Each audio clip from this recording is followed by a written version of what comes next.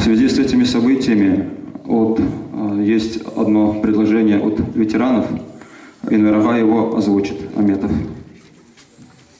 Мерабаныз, ветерандар. Дорогие соотечественники, вот это событие сейчас свидетель, участница той трагедии рассказала вам. Ну, нам не надо много рассказывать, мы много знаем. Это нам напоминает, уже я не буду говорить о 1944 году, то, что происходило, это напоминает 70-е, 80-е годы здесь, в Крыму. И в нынешнее время тоже. Сколько у нас кладбища были уничтожены, сколько беззакония творится, не буду перечислять. Вы все знаете. Здесь Ренат сказал, все это творится из-за того, что нету основного закона. Закона реабилитации и восстановления наших прав. Здесь Гомер правильно отметил, есть закон принятый, и Украина, правопреемник государства, обязана. Но мы этого должны добиться и до конца. Проводить реабилитацию крымско-татарского народа, а не депортированных лиц, как нас, некоторые наши же, растаптывают как лиц, как будто лицо. Вот. Теперь же по этому поводу у меня есть предложение. Принят от нашего имени, не только от имени общественных организаций, всех участвующих здесь. Я сейчас, с вашего разрешения, прочитаю его и отправить его от нашего имени протест как бы президенту и генеральному прокурору. Открытое обращение Крым-Татарского народного фронта президенту Украины Януковичу, генеральному прокурору Украины Пшонка.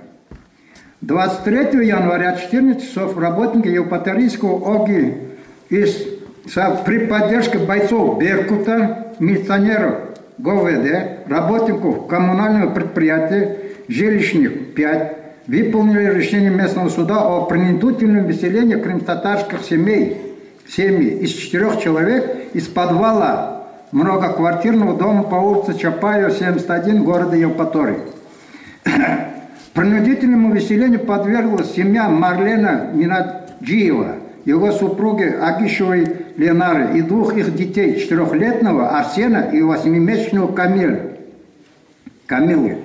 Евпаторийский инцидент с принудительным выселением крымтатарской семьи с малолетними детьми в зимнее время получил широкую международную огласку.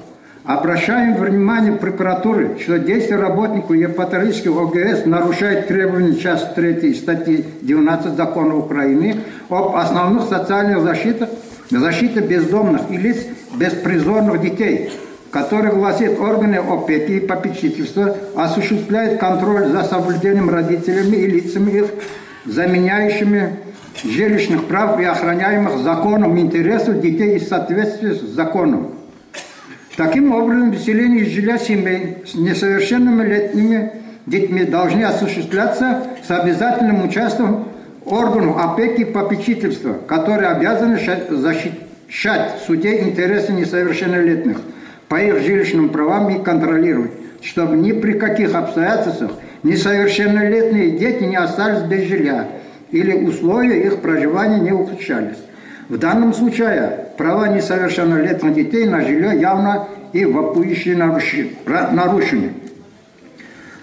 Подобное поведение работников Евпаторийского ОГС и дискредитирует действующую власть и отрицательно влияет на международный имидж Украины как демократического государства. Обращаем внимание президенту Украины и генеральному прокурору Украины, что подобный инцидент стал возможен из-за отсутствия законодательной базы Украины, законов и законодательных актов, восстанавливающих права репрессированного крымтатарского народа. Если бы такие законы существовали, репортированные крымские татары получили бы жилье согласно этим законам. И инциденты, подобные Евпаторийскому принудительному выселению семей с малолетними детьми на мороз стали бы невозможны. Просим президента Украины и прокуратуру Украины самым тщательным образом расследовать Евпаторийский инцидент и дать объективную и справедливую оценку.